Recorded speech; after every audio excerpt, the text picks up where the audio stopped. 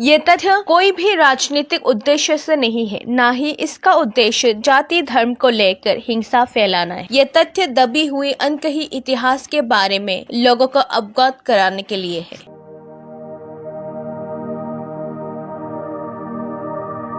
त्रिपुरा का खोया हुआ दिल दहलाने वाला इतिहास, जिसे बताने और पूछने में भी लोगों के बीच दर्द दिखाई देता है।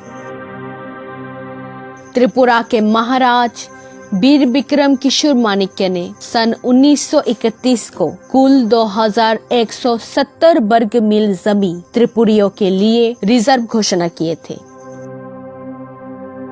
विशेष रूप से वो जमीन खास और पारित थे। महाराज के देहांत के कुछ साल बाद 14 अगस्त 1948 में तत्कालीन माता महारानी कंचन प्रभा देवी ने पूर्व पाकिस्तान के रिफ्यूजियों के पुनर्वासन के लिए 300 वर्ग मील जमीन को अनरिजर्व किया।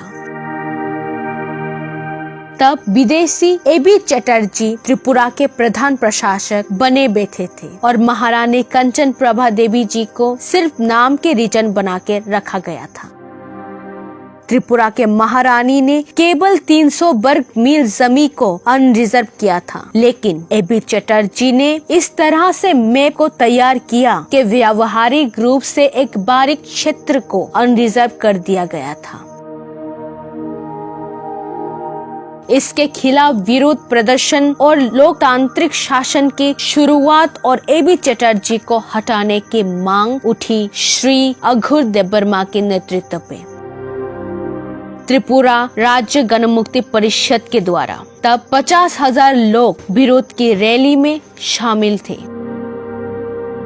ओमाकांता एकेडमी पे इसे लेकर मीटिंग भी किया गया था। 1947 को अगरतला में धारा 144 लागू था और श्री अघोर देबबर्मा के नाम पर गिरफ्तारी का वारंट भी लागू था। जब 14 अक्टूबर 1949 को त्रिपुरा भारतीय संघ में शामिल हो गया तो राज्य में मुख्य आयुक्त यानी कि चीफ कमिश्नर का शासन शुरू हो गया था और तत्कालीन विदेशी नौकरशाहों की स्थापना भी शुरू हो गई थी। दूसरी ओर राज्य के बाहर के बंगाली स्थानीय कांग्रेस नेतृत्व के मिली भगत से त्रिपुरी लोगों को बहुसंख्यक से अल्पसंख्यक बनाने की साजिश में शामिल थे। तत्कालीन डीएम रंजीत घोष की भूमिका विशेष रूप से महत्वपूर्ण था कम्युनिस्ट विनाश के नाम पे त्रिपुरी लोगों के हत्याओं पर।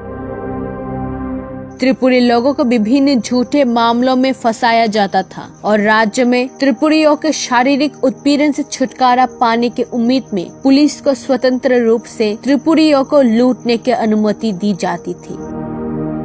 ये तथ्य 7 नवंबर 1981 में प्रकाशित किताब त्रिपुरा दंगा से लिया गया है, जिसका लेखक है अघोर देबबर्मा। इस किताब के सभी पन्ने तत्कालीन सीनियर एडवोकेट बीरचंद्र देबबर्मा द्वारा जांच किया गया है। इस किताब को भारत की सबसे ज्यादा प्रकाशित मुंबई के दैनिक अंग्रेजी पत्रिका द हिंदू में भी प्रकाशित किया गया था।